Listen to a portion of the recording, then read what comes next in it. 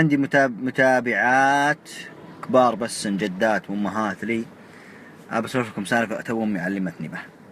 هذه طول العمر في مجموعة بنات جالسات عند الغدير، وعجايز جالسات هناك بعيد عنها. عيال العجايز زوجات، يعني البنات كثير منهن حريم عيال العجايز، فهمتوا؟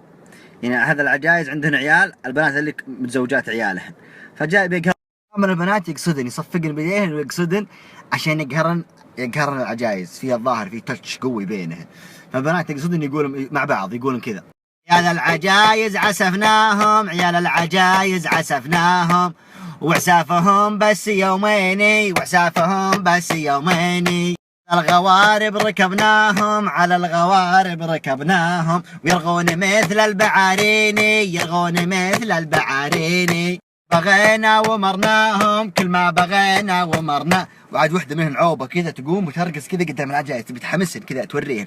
وكل ما بغينا مثل الحراس مستعدين، مثل الحراس مستعدين. العجايز انحمسن، كل وحده عضت شيلاتها كذا، قال يبي يدقنهن دق وده. البنات ماتن من الضحك، من اللعان، والعجايز انحمسن. وتقوم وحده منهن صب السمن على يدها، قالت انا اوريك به. وتقوم وحده من العجايز قالت ردن وراي: عز الله ما انتن بنات رجال، عز الله ما انتن بنات رجال، وحتى الحياة ما تعرفين، وحتى الحياة ما تعرفين. العجايز شوش ود، خلاص حسن بشعور الانتصار، قالت لا توك اسمع، واللي ركبتن تراه حمار، واللي ركبتن تراه حمار، ولو له رجل ما ركبتن، له رجل ما ركبتن، ولو هو رجل ما ركبتن.